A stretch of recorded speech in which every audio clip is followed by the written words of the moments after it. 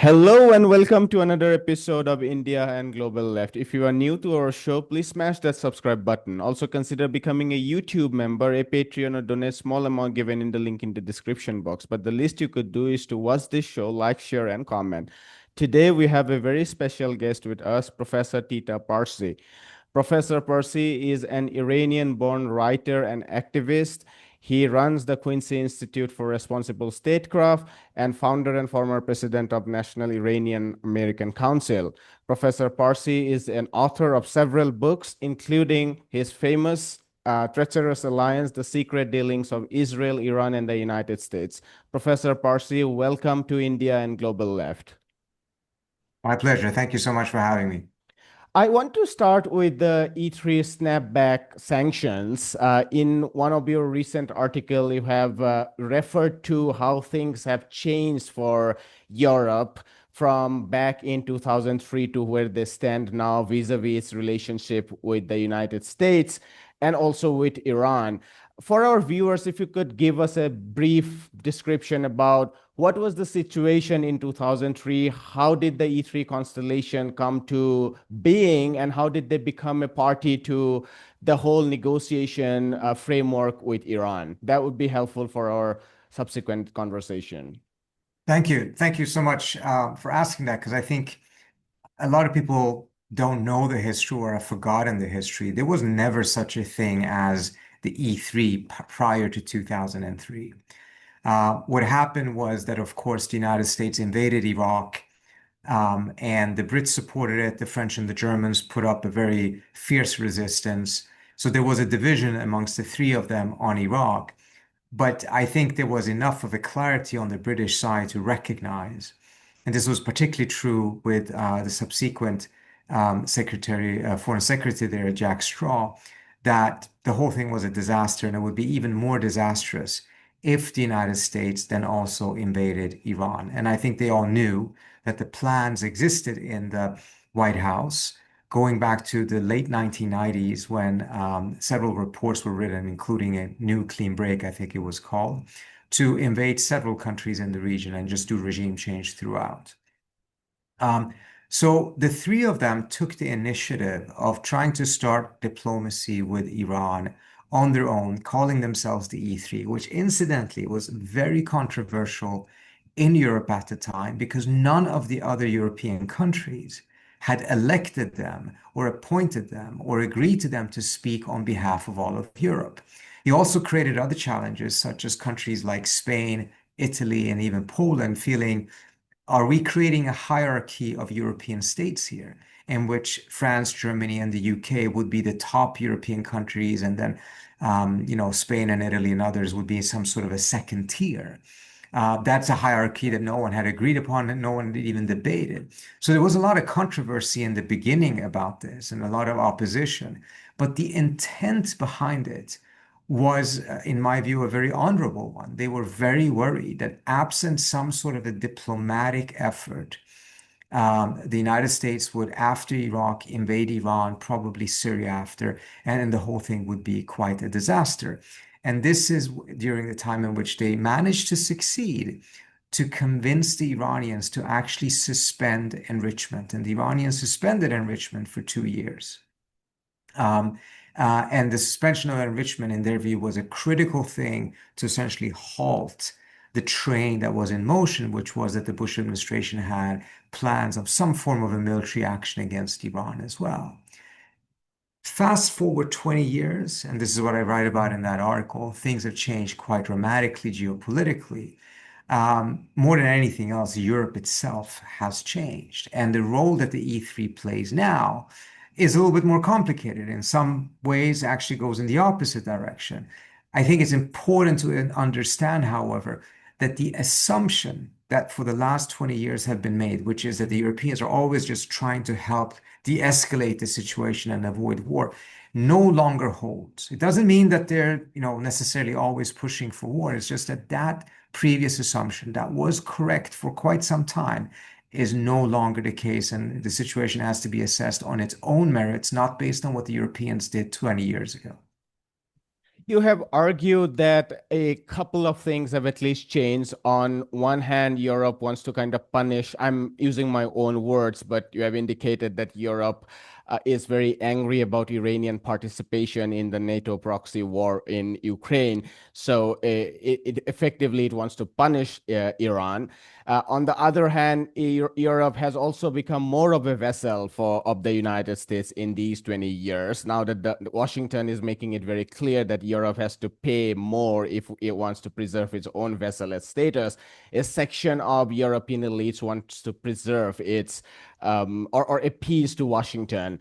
If you could talk a little bit more about that, and also talk about what is Washington's policy vis-a-vis Iran at this moment in terms of how you look at the situation, given there are some analysts who say that it is completely hijacked by Israel, who apparently wants to do a direct war again on Iran. But some analysts say that Trump doesn't want a war on Iran. So, what's your assessment of what Washington wants vis-a-vis Iran at this point in time and the Europe-Washington relationship? Yes. So if we start off with the European side of this, there's several different things that have changed over the course of the last 20 years, but particularly after Russia's invasion of Ukraine. First of all, given Iran's support for Russia in that war, particularly with drones, the perception of Iran in Europe has changed dramatically. Before, the Europeans were concerned about Iran. They were concerned about its human rights record. They were concerned about the nuclear program. They didn't buy the argument that Iran was an existential threat. They didn't buy a lot of these over-the-top analysis that was coming out of Israel and some parts of the United States. In fact, what was most concerning to them was actually that there would be war with Iran. That would be the destabilizing event. That would be the thing that would cause massive flows of refugees, etc. So they really had an interest in de-escalation.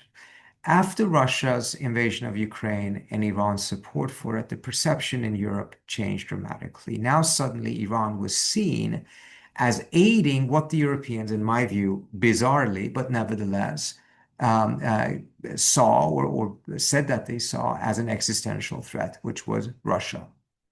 I've heard so many Europeans officials say this, and in my own conversations with them, I just find the terminology quite over the top. The idea that Russia, you can definitely make the argument that Russia is a threat, but that it would be an existential threat is really over the top. But nevertheless, now Iran is aiding what they say is an existential threat. So that completely changes the perspective of Europe on Iran. It was not seen as a threat before. War with it was seen as a threat. Secondly, as you pointed out, there's been a long process of European self-vacillation to the United States for the last 20 years. But it really took a massive plunge forward after 2022, when the Europeans made themselves so much more dependent on the United States. And in that, particularly with the return of Trump, the transatlantic relationship is under unprecedented strains at a moment when the Europeans are far more dependent on the United States than they were before, and far more dependent on the United States than they needed to be had they just much earlier had the courage and the backbone to pursue much more of strategic autonomy, which in my view actually would have been good for the United States itself as well, rather than to turn Europe into a vassal as it now has been the case. But given this, it means that sacrificing Iran or essentially deprioritizing that issue for the sake of what is much more of a priority for Europe, which is to be on good foot with its the country that has turned itself a vassal to, completely trumps everything else, particularly mindful of the fact that after 20 years of sanctions or so, particularly after the oil sanctions in 2010, Europe is not buying anything from Iran. It's not buying gas. It's not buying oil. All trade has more or less been eliminated. So Iran's significance as economic partner is more or less non-existent. You had several European states, particularly Italy, Spain, some of the southern states, that were buying quite a lot of Iranian oil in the past, but that's all been obliterated by America's sanctions. So at this point, it's not costly for them to escalate vis-a-vis Iran. And if they think, and I think this is part of their calculation, by aligning themselves with the hawkish elements in the Trump administration that are also the very pro-Israel elements of the Trump administration, they tend to go hand in hand, they will then put themselves in a better position when it comes to the issue of Russia and Ukraine. And again, with those hawkish elements in the Trump administration, they do actually have more of a sympathetic ear. They are the ones who also are much more aligned with Biden's approach to Russia and Ukraine than what people like J.D. Vance and others in the Trump administration. So I think this is a maneuver towards actually positioning themselves quite well, a give and take, in the hope that this will deliver them something on Russia and Ukraine, rather than an effort to actually give a boost to diplomacy or try to resolve this issue diplomatically. This is an escalatory move. It is not an escalation for de-escalation. It is an escalation for escalation. Also talk about your reading about Washington's approach to Iran at this point in time. Is it directly captured and determined at Tel Aviv, or is there still an autonomous thinking in Washington vis-a-vis Tehran that it doesn't necessarily want a war on regime change, but probably want to come with a deal that reduces enrichment to below 3.67% as or zero? What's your assessment of this whole thing? I would be very careful not to cast it as some sort of a categorical and irreversible caving into the Israelis. I think it is quite clear that from where Trump started, where he actually put a lot of pressure on Israel on several issues, it's thanks to him that there even was a ceasefire in the first place. In the beginning, he pushed back very hard against the Israelis on Iran even. But something happened in the month of May, and we have just seen a massive caving by Trump to Israel on almost every issue, including now the Gaza Riviera, agreeing to go to war with Iran, something that the Israelis had pushed for 20 years and never managed to get an American president to agree to, and yet he did. So without a doubt, there's been a caving on this issue that in many ways is quite shocking, because it is really, in my view, impossible to cast it in any way, shape, or form as an America First policy.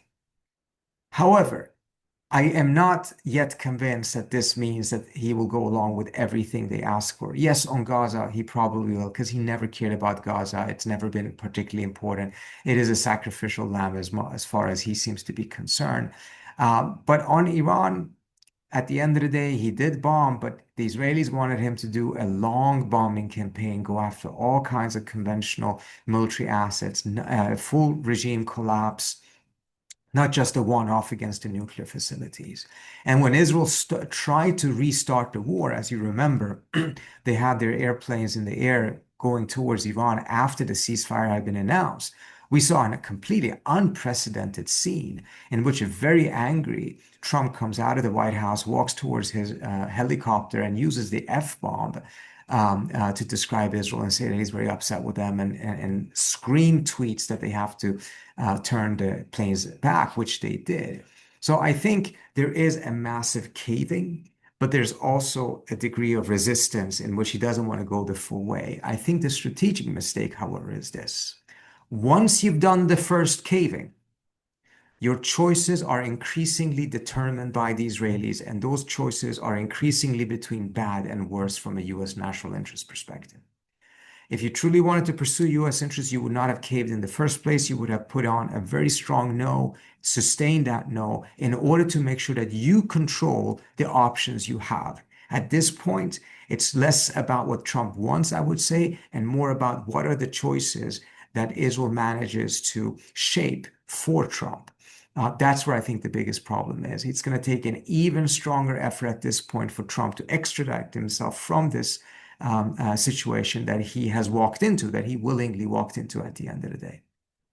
There are some West Asia analysts who are talking about another Israeli preparing of war on Iran. They are, of course, talking about the internal situation in Israel, which is kind of getting more and more desperate, and then war would be a resolve out of that. But they're also talking about other developments, moving out of American troops out of some areas in Iraq and so on.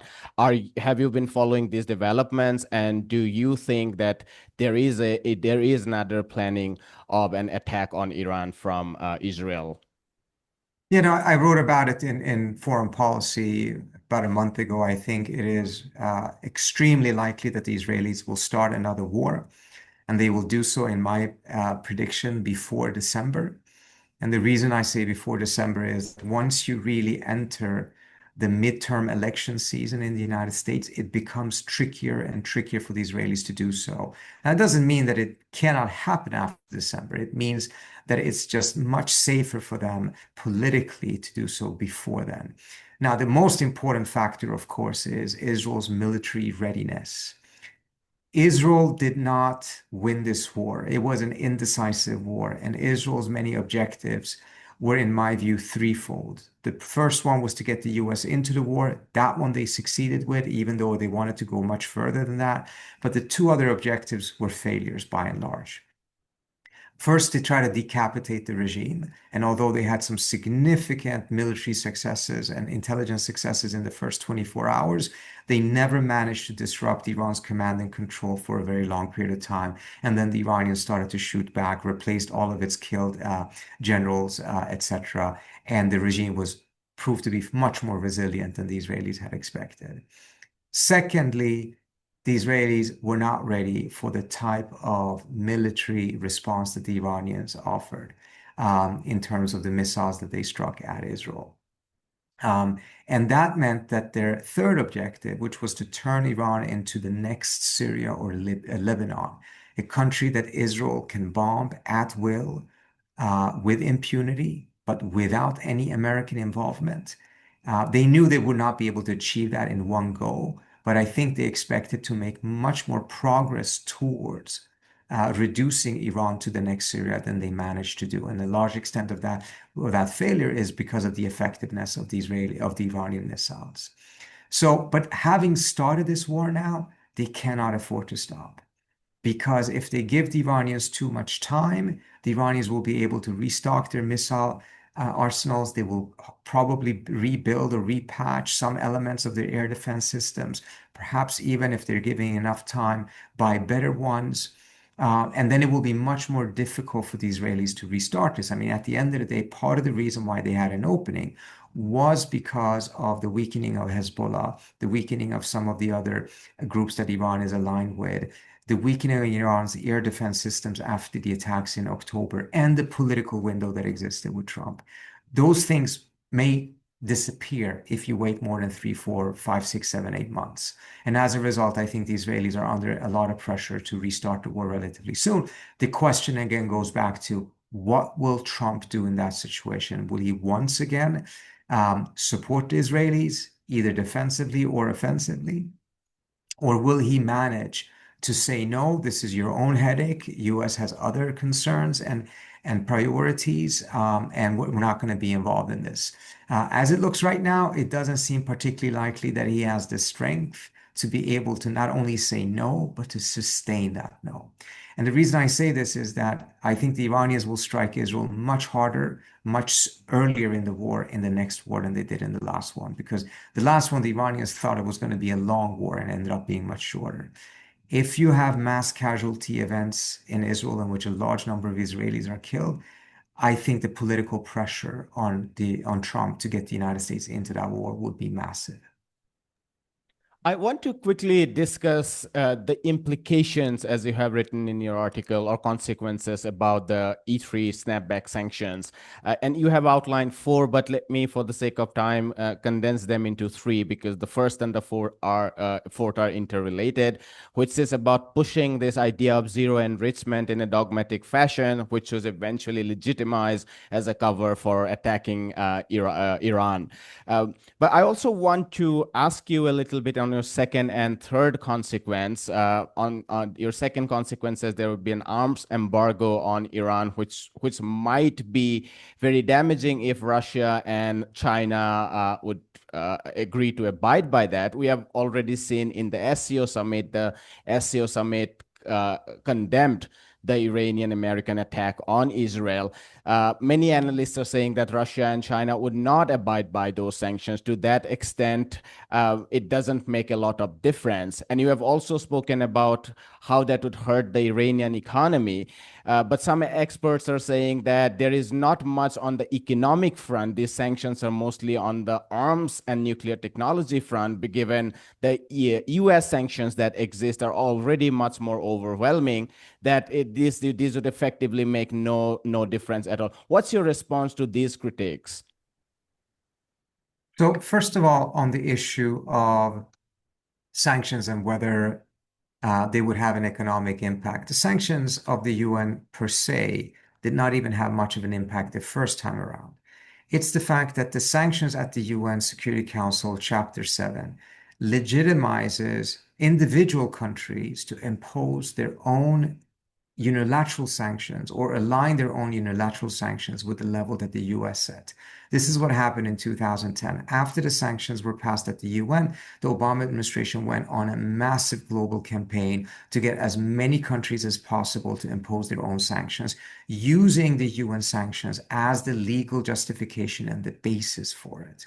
Now, will the Trump administration be able to do the same thing? Will it have the credibility? Will it have the bandwidth? Will it prioritize that? That remains to be seen. Secondly, it's also true, given the fact that so many of these countries already, even though they don't have unilateral sanctions, are nevertheless withholding from trading with Iran because of the American sanctions, the added pressure may not be particularly significant. That's true. But I think it's at the same time important to recognize that if UN sanctions are on the books, it makes it much more difficult for any country who wants to restart trade with Iran to do so. So it will create another layer of political resistance towards actually opening Iran up for greater trade without challenging the multilateral system. And we have seen that we are now moving towards a world in which the countries that are actually insisting on international law, insisting on the centrality of the UN, insisting on international norms, etc., that are established, are actually coming from the global south rather than from the West. In the past, it was Western countries that constantly justified their decisions based on international law. I'm not saying that there wasn't a lot of hypocrisy or double standards, but it was very much at the center of how they were operating and organizing their policies. After Gaza, I think we have seen a significant shift. I mean, ICC decision to issue arrest warrants against Netanyahu and Gallant have by and large been disregarded by the Europeans. Even if the Germans have not actually allowed Netanyahu to visit, the fact that the chancellor have said that he is open to considering inviting Netanyahu to Germany means in and of itself that it is hollowing out of the ICC. And I mean, I grew up in Europe. I remember when the Rome Statute was signed, it was seen as a civilizational leap forward in Europe. It was seen as a massive achievement towards creating a world that was much more based on law rather than force. And now it is the Europeans themselves who are undermining it. So in that context, and by the way, take a look at the first point in the SCO statement document that came out. It was very much centered on the centrality of the UN and international law. So in that context, how will China and Russia deal with an arms embargo or a snapback sanction? What we've seen so far is that they call it illegitimate and they're challenging it on a legal basis, saying that the Europeans are in no position to be able to exercise it because they themselves had left de facto the JCPOA. They were just like the US, they were no longer part of the JCPOA because of not living up to its obligations, but also by endorsing zero enrichment and even endorsing Israel's attack on Iran. That essentially, in their legal argument, puts them outside of the JCPOA. Whether that argument holds or not, I don't think is the question. The question is that this will be a disputed snapback. But it nevertheless means that the Russians and the Chinese are going to be careful about how far they go in violating it, even though they don't believe it to be legitimate, because at the same time, they do not want to add, particularly not from the Chinese side, a further weakening of the UN system. And it's not to say that China doesn't violate things at times, etc. It's the fact that China has chosen to really center its foreign policy on the UN system, whereas the United States, for quite some time, including very much under the Biden administration, was increasingly walking away from a law-centered order and moving towards this so-called rules-based order, which is based on the rules that the US set up rather than international law, which is a much more participatory and objective process for establishing law. I want to ask you a larger question about Iran and its relationship to the West, but also Israel is always there. There is this idea that everything is about the nuclear program. Then there is the larger issue of Israel wanting to break up Iran or at least do a regime change.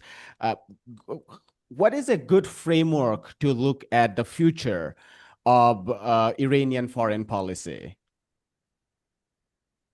Sorry, could you repeat the last part? I didn't hear it. What is a good framework to look at the future of Iran and its geopolitics? Is it the nuclear framework? Is it about 0%, 3.6%, and 60%? Is that the right framework? Is that the main dispute? Or is it about Israel wanting to actually do or even the West, the United States wants to do a regime change in Iran and even wanting to break up Iran? What is the main contention of this issue? So I think from the very outset, this has never actually been about the nuclear issue. And it's largely not even been about regime change. It has been about the balance of power in the region. Within that, both the nuclear issue and the question of the regime in Iran matters tremendously. The nuclear issue has deliberately been turned in by or was created by the Israelis as a way of focusing the international community's attention towards Iran as a major threat. Back in the 1990s, the Israelis were walking a fine balancing act. On the one hand, they were the ones ringing the alarm bells about Iran's nuclear program. And on the other hand, they simultaneously wanted to do so while presenting it not as an Israeli problem, but as an international problem. But then once the nuclear issue actually was resolved through the JCPOA, the Israelis were doing everything they could to destroy it, and eventually they succeeded in doing so, which convincing Trump to walk out of it, because the nuclear issue was absolutely necessary from their view to impose more sanctions on Iran, get an international coalition against Iran, in order to weaken it and establish a balance in the region that was much more favorable towards Israel. So resolving the nuclear issue was the worst thing that could happen from the Israeli standpoint because it would take away the most powerful pretext they had for garnering a coalition against Iran, isolating it, and making sure that Iran was cut down in size in terms of power in order to establish a much more favorable balance for the Israelis. And this is why the mystery of, given the fact that the JCPOA really prevented Iran from having a nuclear weapon, why were the Israelis on the forefront opposing that, given the fact that they were claiming that the real concern was the nuclear issue? We're now in the same scenario again. And the Israelis are going to use everything they can to make sure that they continue this conflict until they achieve their objective, which again is to turn Iran into another Lebanon or Syria and essentially have a situation in the region in which Israel has total security and everyone else has essentially zero security. Because the only security, the only approach the Israelis have to the region is to make sure that no country has the capacity of challenging Israel. Doesn't matter whether they have the intent or not. The capacity in and of itself is a threat, and that needs to be eliminated.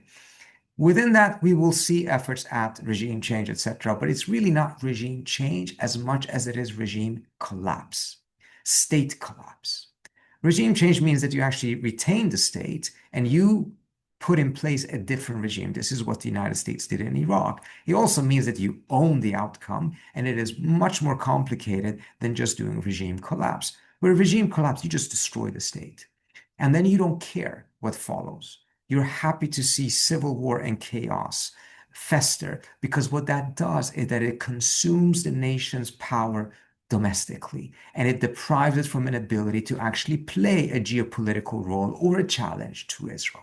This is part of the reason why John Bolton, till this day, still says that Iraq was a success. He never cared about democracy promotion or anything like that. He wanted to take Iraq off of the geopolitical chessboard as a potential challenge to Israel or the United States for the next 5, 6 decades to come. And in that, he absolutely achieved that objective. Iraq is now too weak to ever be a threat to Israel or the United States for the next couple of decades. That's what they aimed for. That's what they achieved. That's what they're aiming for with Iran. Regime change, regime issue, whether it's missiles, nuclear, those are all not pretexts, but those are the instruments you use in order to achieve that larger geopolitical objective. If I can throw in one last question, you said you have a hard break in 5 minutes, but real quickly, I see you as a scholar not just of Iran, but also broader West Asia. Israel has been almost, you have been writing almost as much about Israel as about Iran. Um, uh, the genocide is going on in Palestine. There is a brutal famine that is going on, not just in Gaza City, but also outside. It's spreading to Khan Yunis and other areas. We are seeing massive settlement building in E1 areas and other areas in the occupied West Bank, and a tremendous escalation of settler violence. If you could have a final closing comments on Palestine, how would you describe what Israel is doing in Palestine? That would be good. At this point, as you pointed out, there is no doubt this is a genocide. You have several different UN agencies coming to that conclusion. You just had the largest association of genocide scholars voting 86% that this is a genocide. And I am increasingly convinced that it is not about whether the ICJ will find Israel guilty of genocide, but rather how will the rest of the world react to that? And will that tear apart many of these different institutions? The ICC is already now essentially under tremendous challenge, and perhaps the ICJ will as well. And if that happens, what is left of the current multilateral system? And I want to point to you, that is not an argument that ICJ shouldn't find them guilty of genocide if that is where the evidence shows. It absolutely has to. But the question is then the ball is then in the Western court. Are you going to sacrifice the entire multilateral system, all of these institutions in which Western states actually played a pivotal role in creating, for the sake of enabling Israel to continue to commit a genocide? Is that the interest of Western states? Is that what's more important to Western states than to have some degree of a functioning multilateral system that ensures that conflicts by and large are minimized, prevented when possible, that enables collective collaboration against collective threats such as pandemics, climate? You're going to sacrifice all of that in order to protect Israel while it is committing a genocide? That is going to be probably the greatest moral and strategic test that the West will have faced in decades. And I'm unfortunately not convinced that it will make the right choice. We'll leave it there, Professor Parsi. This was a lovely conversation, and thank you so much for your time. Thank you so much for having me. Take care. Have a wonderful rest of the day ahead. Bye. Hi, my name is Ayushman. I, along with Jyotisman, have started this platform. In the last 2 years, we have tried to build content for the left and progressive forces. We have interviewed economists, historians, political commentators, and activists so far. If you have liked our content so far and want us to build an archive for the left, I have two requests for you. Please do consider donating for the cause. Link is in the description below. Also, if you are not able to do so, don't feel sad. You can always like our videos and share our videos to your comrades. Finally, don't forget to hit the subscribe button.